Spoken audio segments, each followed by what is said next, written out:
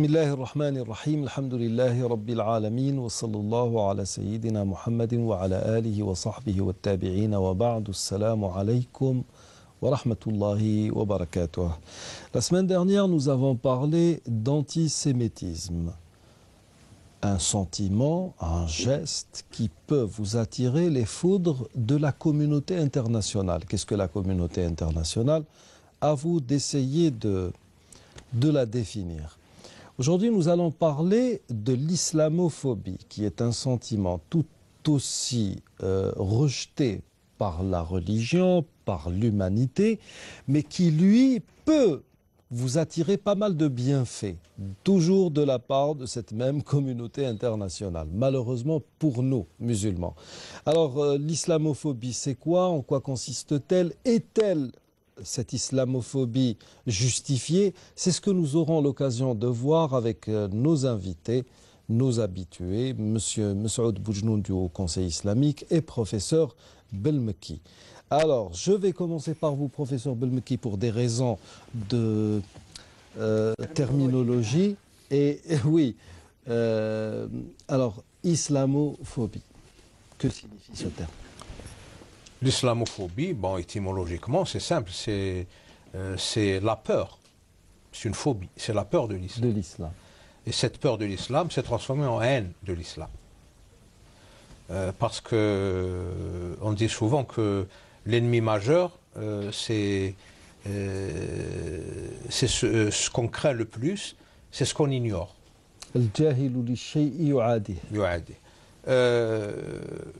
L'origine de cette islamophobie, elle est historique, tout comme l'antisémitisme. La semaine dernière, vous avez cité justement, vous nous avez dit que l'antisémitisme a commencé dans un pamphlet écrit par un Allemand. Oui.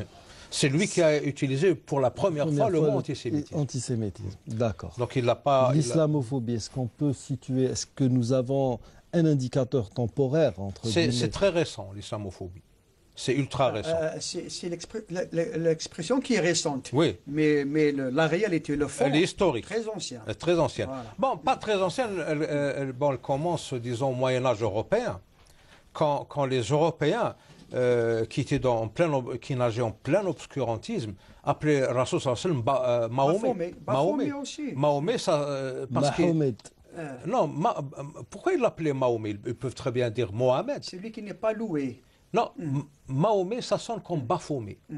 Et le Baphomet, c'était une statuette qui représentait le diable. Le diable, Satan. Et à cette époque, les Européens... D'ailleurs, je ne sais plus quel était ce pape qui carrément disait du prophète sallallahu alayhi wa sallam qu'il était l'antéchrist. Oui. C'est pas Urbain II. C'est pas Urbain II, non, pas Urbain II, III, quelque chose comme ça. À cette époque, être savant, être philosophe, être médecin, c'est avoir un pacte avec le diable. Oui, d'ailleurs, beaucoup de gens étaient mis au bûcher pour conspiration avec le diable. Voilà. Carrément. Donc Mahomet, ça sonnait comme Baphomet, et c'est là que l'islamophobie a commencé. Mais elle n'était pas déclarée. Cette islamophobie n'a pas commencé avec les premiers juifs. Parce que nous savons très bien que les premiers juifs des abords de Médine n'étaient pas des originaires, n'étaient pas, pour la majorité d'entre eux, des natifs de la région.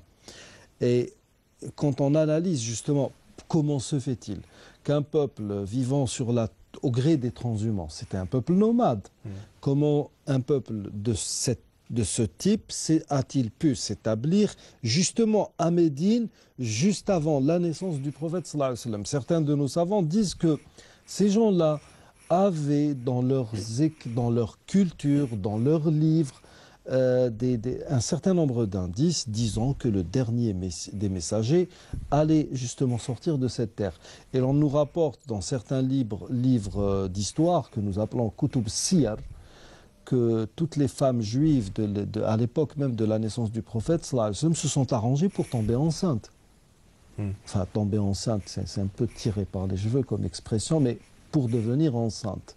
Parce que chaque femme rêvait de mettre au monde le dernier des messagers, le Messie. Oui, mais on ne peut pas appeler ça de l'islamophobie. On pourrait même dire, entre guillemets, que c'est de bonne guerre. Ils craignaient l'arrivée de quelqu'un qui allait remettre en question, remettre en cause leur credo, leur religion. Mais ce n'était pas de l'islamophobie. L'islamophobie, c'est un rejet viscéral généré par une peur Donc, de quelque chose qui représente l'antithèse de votre mode de Que vie. cette peur soit justifiée ou pas. Oui, parce que vous avez un mode de vie, disons occidental, même si c'était le Moyen-Âge, et puis tout d'un coup, vous avez une antithèse, un monde antithétique qui se présente. Automatiquement, vous avez peur. Il vous fait peur. Et c'est ce qui se passe jusqu'à nos jours. Hein. De nos jours, c'est ce qui se passe. L'islamophobie, c'est une peur viscérale de l'islam. la peur, par exemple, que l'Europe devienne musulmane. Voilà, oui. C'est ça. Oui, d'ailleurs, les manifestations qui ont lieu dernièrement en Allemagne, c'est ça. Hein. Ils ont peur de l'islamisation De l'Europe, oui. de l'Europe par les Européens eux-mêmes. Parce que les musulmans. Les Européens convertis. Oui, parce que les Européens sont en train de se convertir à l'islam. Oui. Les musulmans n'auront jamais à l'idée d'envahir l'Europe. Mais l'islam, lui, il est En train de se répandre. oui, parce que Oui, mais justement, ça me fait rappeler, c'est drôle, ça me fait rappeler ce que vous voulez il faire. est irrésistible, l'islam. Il est irrésistible. Irrésistible. C'est ça. Vous le Il subjugue. découvrez, il vous subjugue. D'ailleurs, bon, D'ailleurs, C'est pour ça, pardon. Maxime Rodinson Ouais. a un livre qui s'appelle La fascination de de l'islam. l'islam. L'islam oui. fascine, qu'on le Non, veuille. mais, c'est pour ça pour le moment, hein, c'est tactique, c'est pas stratégique. Ils ont choisi l'arme de la diabolisation. C'est Oui. ça. C'est pour essayer d'abord Inhiber d'arriver- un peu ce sentiment. Voilà, inhiber Oui, mais ça se retourne à chaque fois contre eux, puisque après Exorciser sa peur. après l'affaire de Charlie. يريدون أن يطفئوا نور الله بأفواههم Ouais. والله متم نوره ولو كره الكافرون. Non, mais ce qui est bien, c'est que même après cette fameuse affaire de Charlie Hebdo, rien que par la vente, parce que le Coran est un livre qui ne se vend pas bien, c'est un livre qui se donne. Et il y a une multitude d'organismes qui produisent le Coran pour l'offrir Oui. gracieusement, à titre gracieux. Et la vente, elle a battu des records en France. Ce qui fait qu'il y a toujours ce retour Comme de après le manivelle. 11 septembre. Le 11 septembre, c'est toujours la même chose. Mais Pourtant, non, le 11 septembre, ce n'est pas des musulmans qui l'ont fait. oui, ça on le sait, professeur Mis à Boulouki. part ça, non. non. Ouais. Oui, M. Blouki veut faire du rentre-dedans, comme d'habitude. Alors donc, N'oubliez parce pas, que- M. Schkat, qu'après l'affaire de Charlie Hebdo, il y a 4 personnalités françaises qui ont embrassé l'islam, dont une réalisatrice de cinéma. d'accord. N'oublions pas. Donc, justement, la peur de Il y a l'islam. un joueur aussi de. Il y a la peur. Il y a une peur historiquement qui a donné naissance pratiquement à l'orientalisme, selon ce que cite Edouard Wadir pardon. Saïd. dans son livre. Avant l'orientalisme. Ils avaient justement, l'Église a décidé de faire des chairs d'hébreux, d'arabes, traitant de tout ce qui avait, enfin, étudiant tout ce qui avait trait essentiellement à l'islam, parce qu'elle craignait que cet islam l'efface à tout jamais, puisqu'il avait tout pris en Afrique et en Orient. Donc cette peur a généré l'orientalisme ou les études orientalistes. Et là, peut-être que la peur, elle est un peu spéciale, parce que quand vous avez affaire à des musulmans qui sont des Européens de souche, vous ne pouvez pas les jeter à la mer. Tout ce que vous pouvez faire, c'est les massacrer, comme ça s'est fait en Bosnie-Herzégovine et en Albanie. Parce que le fait d'avoir une religion dans son pays qui est représentée par des habitants, par des autochtones de souche, ça change la donne. Quand on parle d'islamophobie, est-ce vraiment justifié? Partant du principe que les musulmans n'ont jamais eu ni l'intention, ni le désir, ni même dans l'action, fait quelque chose qui puisse nuire à la société dans laquelle ils évoluent. On ne parle pas des voyous qui, entre guillemets, qui font du mal autant pour les musulmans que pour les non-musulmans. J'ai dit tout à l'heure que les Européens en général, même au Moyen-Âge, ils avaient peur de cette religion parce qu'elle était antithétique à leur mode de vie et à leur monde. Expliquez. C'était l'antithèse. Bon, il y a un mode de vie occidental qui est un héritage composite héritage judéo-chrétien, indo-européen, linguistiquement parlant Gréco-romain, gréco-latin, Il etc. y a la partie slave aussi, ne l'oublions Il y pas. a le pan-slavisme, il posait un problème à un certain moment. Ça, c'est de la géopolitique. Oui. Hein. C'est pas ça concerne pas le sujet. Donc, quand vous ignorez quelque chose, elle vous fait peur. On a toujours peur de ce qu'on ignore. Au Moyen Âge, l'Europe était en plein obscurantisme. Et puis il y a une civilisation de lumière qui apparaît comme ça dans la péninsule ibérique. Automatiquement, ça leur a fait peur. Donc ils ont diabolisé la chose en disant que ces gens-là, ils ont un pacte avec le diable. Mais après la chute de l'Andalousie et au départ du phénomène de la Renaissance européenne, c'est avec ce qui restait de ce savoir andalou que l'Europe a pu redémarrer, voilà, se relever, faire sa renaissance. son siècle des Lumières, etc. Mais les Européens sont toujours les Européens. Ils n'ont pas reconnu cet héritage andalou. Leonardo da Vinci, on lui a toujours attribué des croquis qu'il a pris en Andalousie. Tout ce qui est optique. Non, mais même, pardon. Donc, pardon, juste pour finir. D'abord, peur de l'inconnu. Puis, ingratitude, non-reconnaissance de l'héritage. C'est ça l'islamophobie, c'est ça la genèse de l'islamophobie en Occident. Et puis, c'est la période coloniale. Tout le monde musulman a été colonisé. Dernièrement, il y a eu un livre qui a fait beaucoup de bruit, Aristote en Saint-Michel. Saint-Michel. Il y a eu la réponse. On parle. La réponse, c'est les Arabes, les Grecs, les Arabes et nous, ou les Arabes, les Grecs et nous. Les Grecs, les Arabes et nous. En tout cas, depuis l'apparition des Arabes, des Grecs et nous, Guggenheim n'a plus jamais parlé. Tout à fait, parce que ces arguments ont été démolis. Démolis par des spécialistes. Et ce qui est bien, presque une vingtaine de spécialistes. Ils ont parlé d'islamophobie savante. Tout à fait. Alors, c'est quoi l'islamophobie savante? L'islamophobie savante, c'est cette islamophobie qui veut dénigrer tout ce qui a été fait. Comme a dit le professeur Belmeki, remettre en cause tout l'héritage qui a été transmis par les musulmans, de la part des Grecs, des anciens Égyptiens, hindous, et qui a été transmis à l'Europe. Déjà, si vous permettez, moi je ne parle pas seulement de la perte de l'islam. Il y a aussi un complexe de supériorité de l'Europe vis-à-vis du monde, de tout ce qui n'est pas européen. Ça, c'est génétique. Il faut pas. Lorsqu'on lit, par exemple, quelqu'un comme Montesquieu, dans L'être persane, qu'est-ce qu'il dit? Il dit comment peut-on être persan? Vous voyez, cette condescendance-là.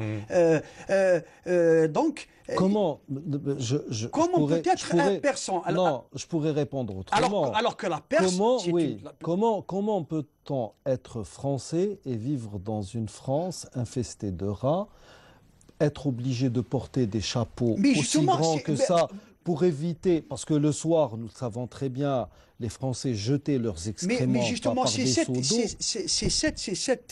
C'est comment on appelle ça, cet oubli, cet aveuglement de l'Europe qui a créé ce qu'on appelle cette islamophobie savante. Lorsque vous lisez un livre comme celui de Sigmund Hunk, ou d'autres, ils sont des dizaines, lorsque vous voyez comment l'Europe était vers... pas aussi loin que ça. 1400, 1500. 1600, mais c'était vraiment... Non, actuellement... L'obscurantisme total. Il y a un autre aspect de l'islamophobie savante, elle a un autre aspect. C'est la falsification de l'histoire. C'est ça, justement. On falsifie l'histoire pour... Par exemple, on parlait la semaine prochaine de judaïsme. La semaine dernière, oui. De judaïsme. Comment ils ont falsifié l'histoire?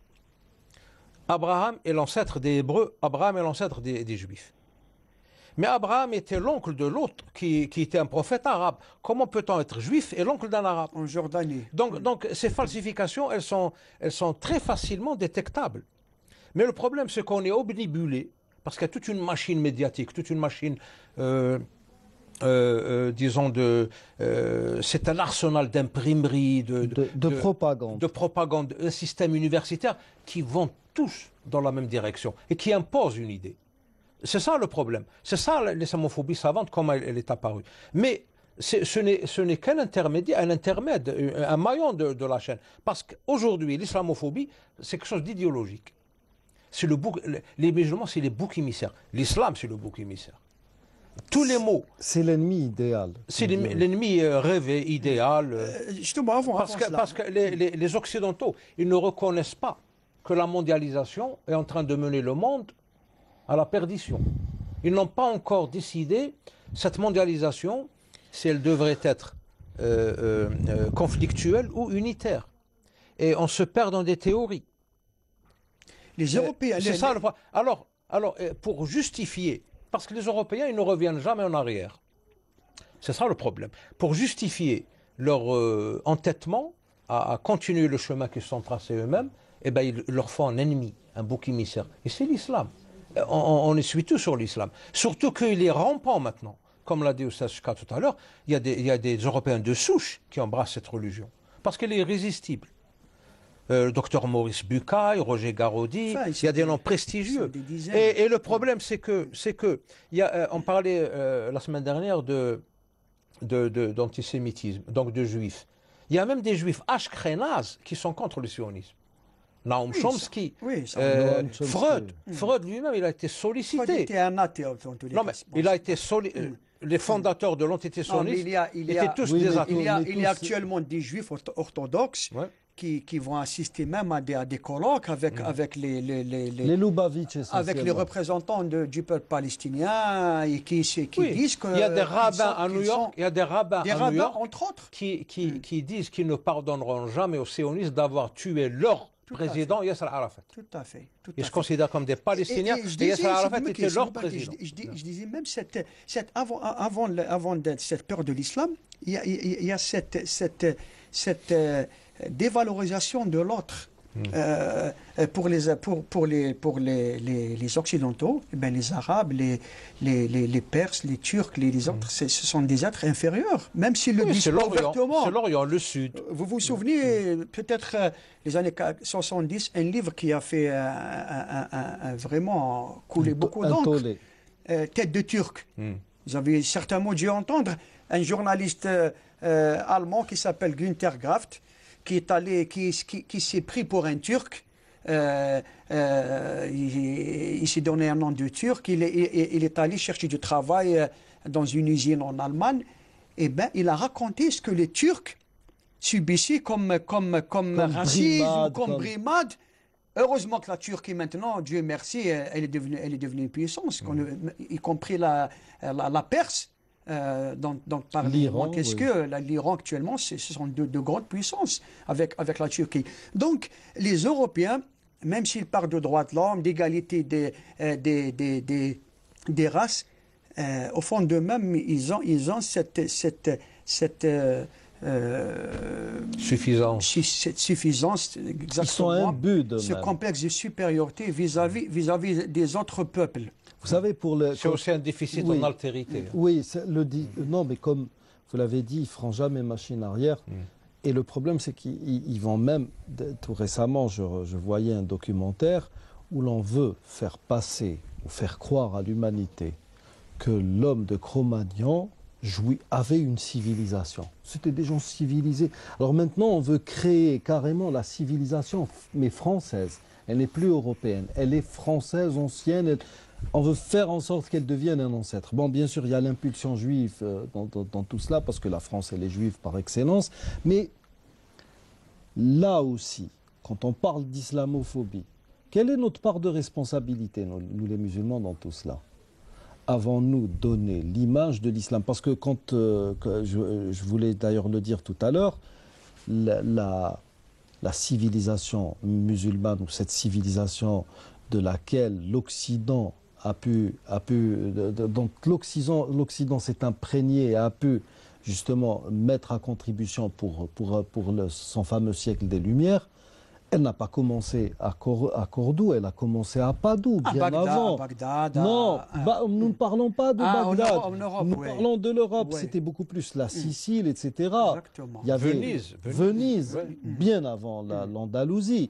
Mais ce bel exemple que donnait le musulman de l'époque, est-ce qu'il existe actuellement? Quand vous allez en Europe, il faut dire les choses telles qu'elles sont. Vous êtes dans la civilisation. Quand vous arrivez dans un endroit où il y a plein de saleté, où je ne sais quoi, bon, enfin, où il y a une sorte de chercher l'intrus, quoi. C'est comme, je ne sais pas si vous vous rappelez de Pif Gadget, chercher l'intrus. Vous avez des choses qui ne collent pas avec qui ne contrastent, enfin, qui contrastent avec le paysage. Et là où il y a de la saleté, vous vous rendez compte que vous êtes plein pied dans une cité musulmane. Je suis entièrement d'accord avec vous. Je vais vous donner un petit exemple justement, qui montre que certains musulmans contribuent à exacerber l'islamophobie qui est en train de se répandre. L'affaire du Charlie Hebdo. Bon, l'affaire a eu lieu. Il y a eu des démonstrations de colère de certains musulmans. Au Niger, les gens sont allés brûler des églises et tuer des chrétiens. Alors que le pape lui-même avait condamné le geste de Charlie Hebdo. Donc certains musulmans agissent, nous l'avons dit justement en parlant après cette affaire de Charlie Hebdo, agissent par sentiment, par émotion. Ils n'agissent pas avec intelligence devant les choses. Sibyl Maki m'a dit tout à l'heure, en citant un homme politique français, que les juifs savent se défendre. Malheureusement, les musulmans ne savent pas se défendre. Ils ne savent pas se défendre, ils ne savent que subir. Et lorsqu'ils réagissent, ils réagissent avec... C'est toujours par réaction. Toute action, donc crée une réaction, et ça donne justement à mon avis, la cause du phénomène qu'a cité Oustaz Skat, elle est double. D'abord, l'image que projettent les musulmans. Mais dans le cas de la cité habitée par des musulmans, ça c'est les autorités du pays hôte qui les poussent à vivre dans des ghettos, dans des cités mal... mais pas forcément. Attendez. Pardon. Il y a un rejet. C'est vrai. Il y a un rejet. Alors, on nous assomme avec des trucs comme l'assimilation, l'insertion, l'intégration. Tout ça, c'est du verbiage. C'est des discours qui ne veulent rien, c'est de la littérature. Mais en fait, il n'y a rien de fait sur le terrain. Et ça crée des gens qui perdent leurs repères et qui, après, seraient les exécutants d'opérations terroristes. Soit des individus, soit des groupuscules néofascistes.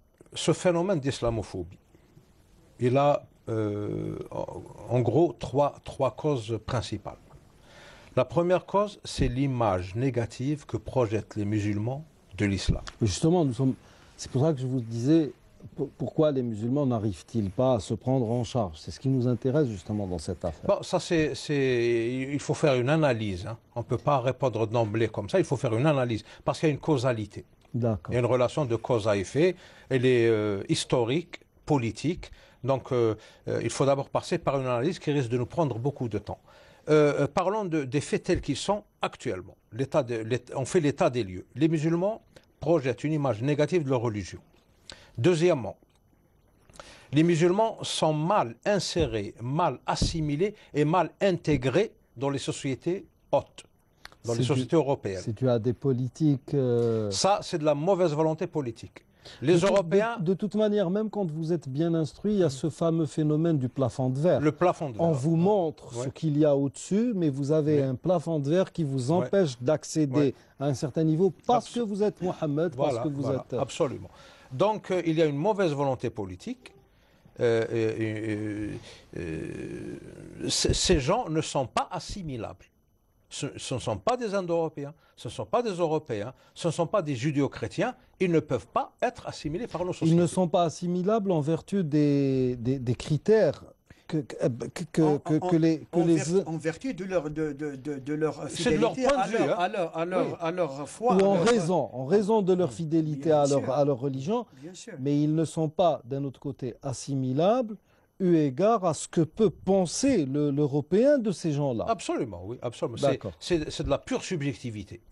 Deuxième cause, il y a une catégorie de musulmans qui sont des intellectuels, des universitaires, qui ont trouvé un véritable filon pour s'enrichir, donc qui dénigrent indirectement l'islam.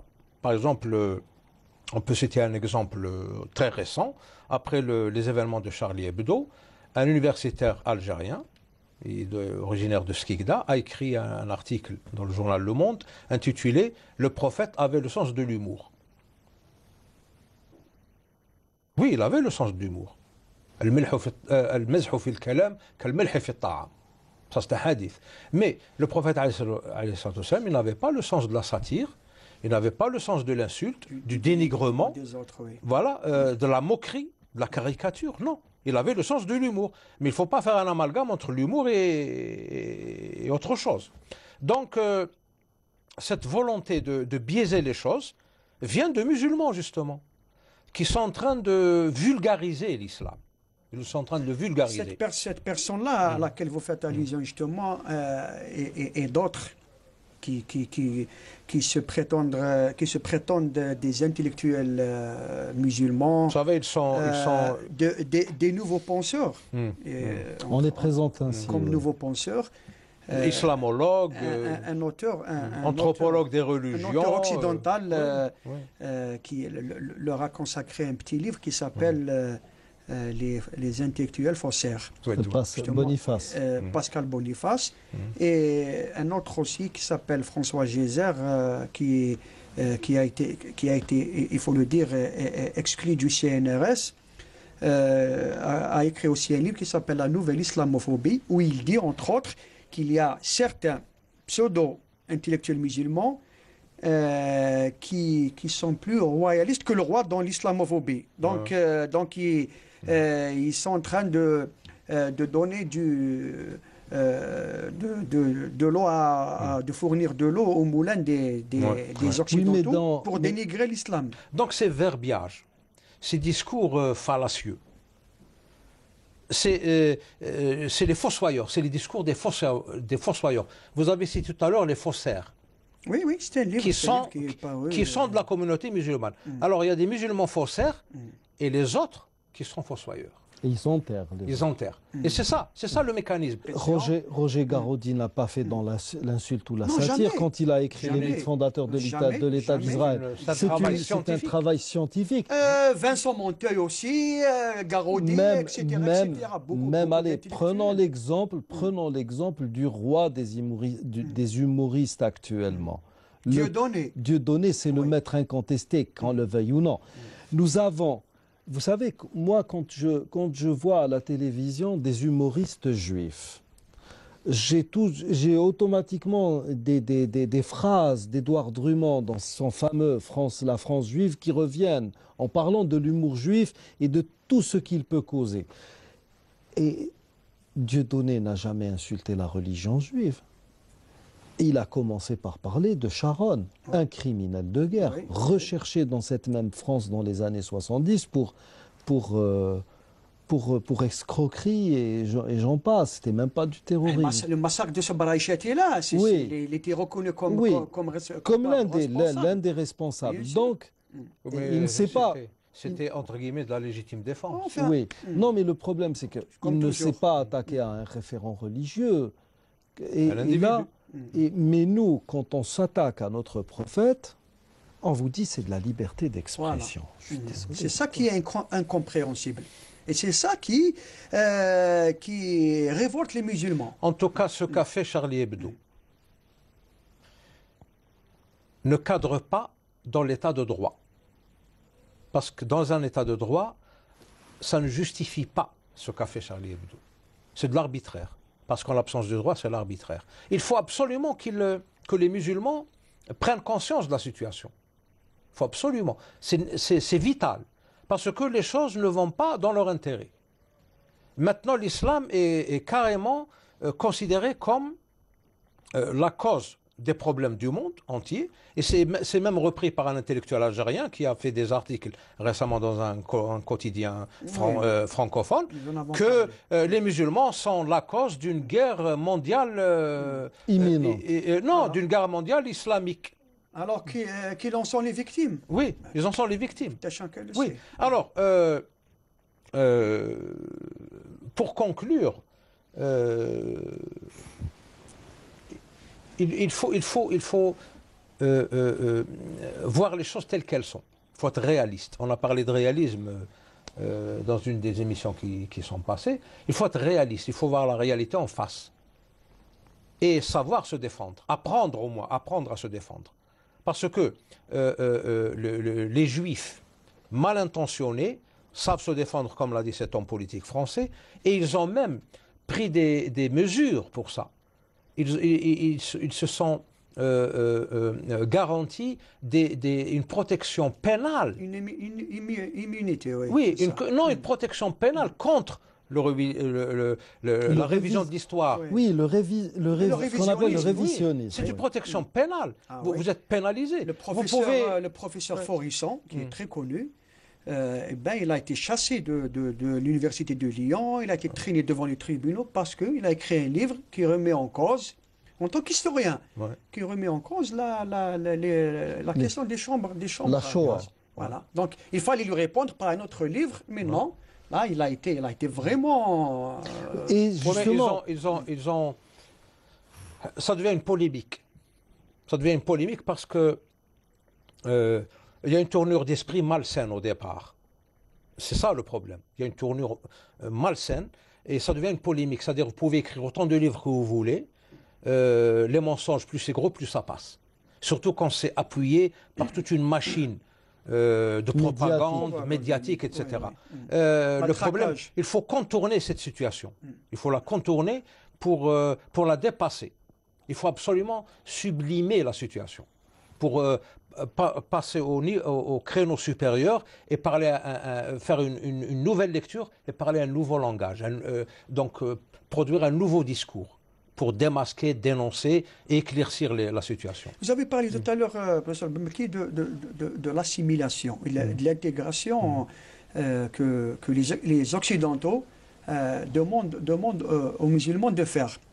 Le phénomène s'est posé ici en Algérie durant la colonisation.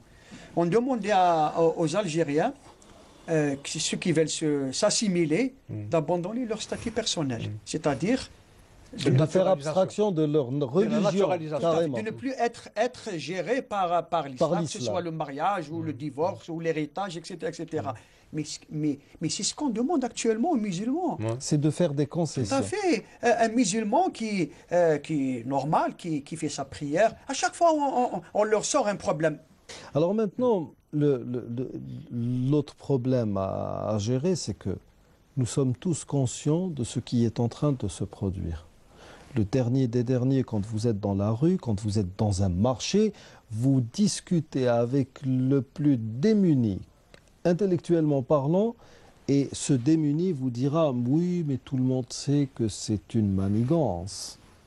Alors, qu'est-ce qui nous empêche d'avoir, justement, de bien nous défendre? Par exemple, pour les écoles. Nous savons très bien que le voile est interdit dans les écoles laïques. Mais nous savons très bien que dans le système français actuel, on peut créer des écoles qui ne sont pas laïques. Il y a justement un exemple, l'école comment ça s'appelle, Averroès. Oui. C'est un lycée privé et qui a eu la meilleure note. Oui, mais le problème, c'est que il y a 2 ans, 3 ans de cela. Il y a 2 ans de cela, on a vu des gens là-bas qui sont venus nous demander de les aider à ce qu'il y ait pas mal de signatures pour pouvoir permettre à ces écoles de rester ouvertes, parce qu'au bout d'un certain temps, si vous n'avez pas tant d'élèves, oui. Et le problème, c'est que bon nombre de nos musulmans ne veulent pas aller dans ces écoles. Ils préfèrent le laxisme, ils font dans leur laxisme habituel. Je préfère emmener mon enfant là, dans cette école de perdition qui se trouve à 10 mètres, plutôt que de faire 2 kilomètres. Alors je suis désolé. vous voulez un modèle enfin, vous voulez vivre votre vie de musulman, mais vous ne faites rien pour. Et même ici, dans nos pays, que faisons-nous pour limiter cette islamophobie? Qu'est-ce qui est entrepris? Absolument rien. Ben absolument rien. Au contraire, moi je dis dans certains cas, nous sommes en train d'encourager cette islamophobie à notre corps défendant, par notre comportement irrationnel aux antipodes des enseignements de l'islam. C'est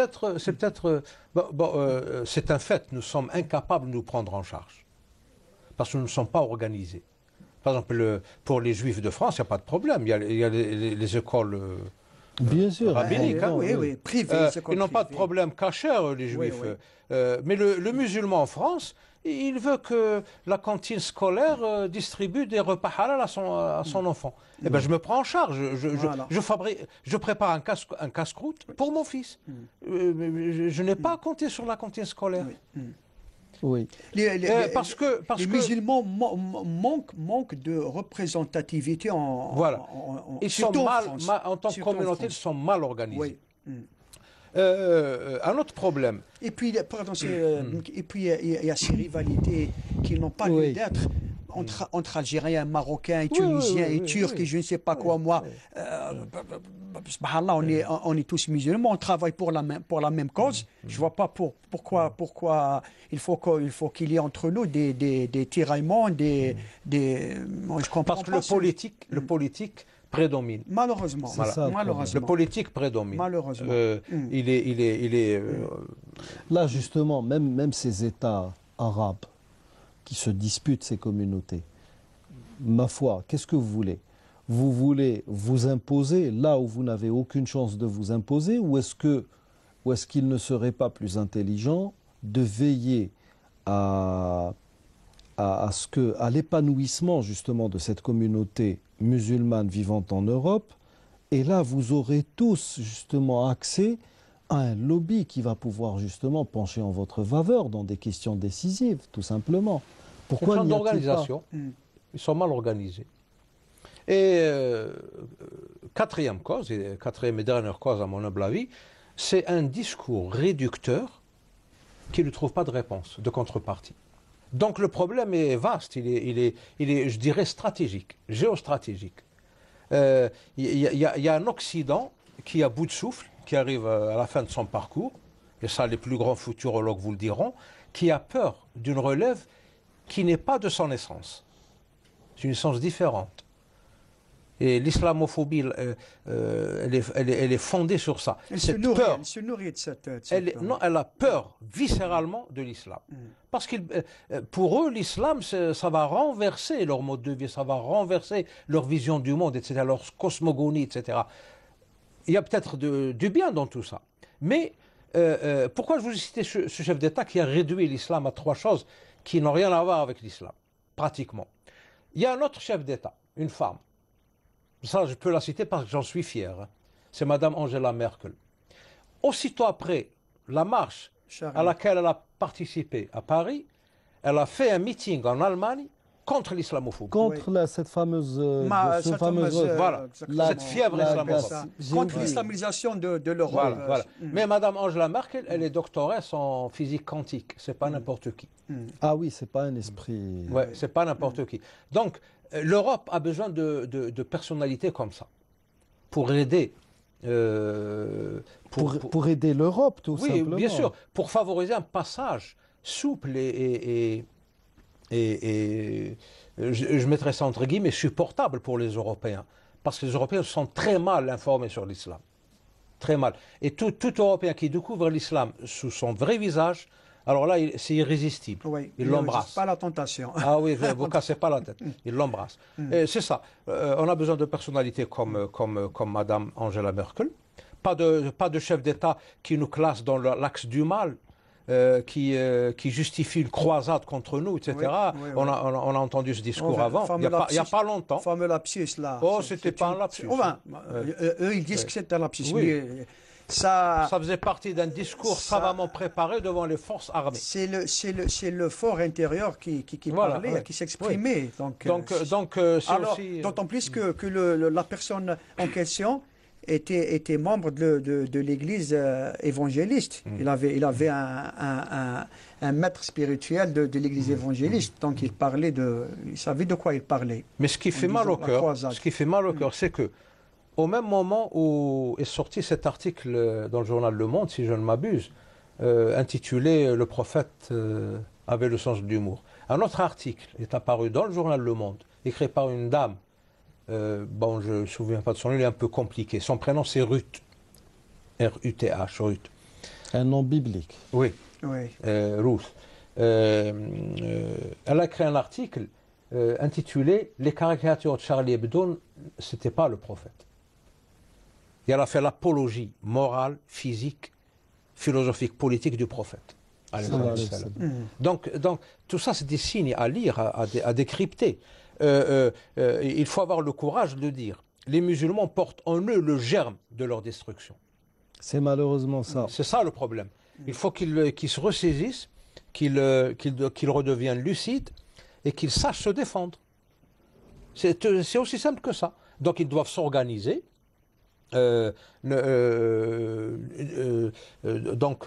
limiter la vulnérabilité dans laquelle ils se trouvent actuellement et prendre exemple sur les peuples qui ont réussi. C'est aussi simple que Et ça. mettre de côté leurs différends. Voilà, et voilà. divers- C'est simple. voilà. Très bien, donc sur ce, nous arrivons au terme de cette émission. Nous vous remercions de l'avoir suivi et d'ici la semaine prochaine, nous vous disons نستودعكم الله الذي لا تضيع ودائعه والسلام عليكم ورحمة الله وبركاته. Merci messieurs.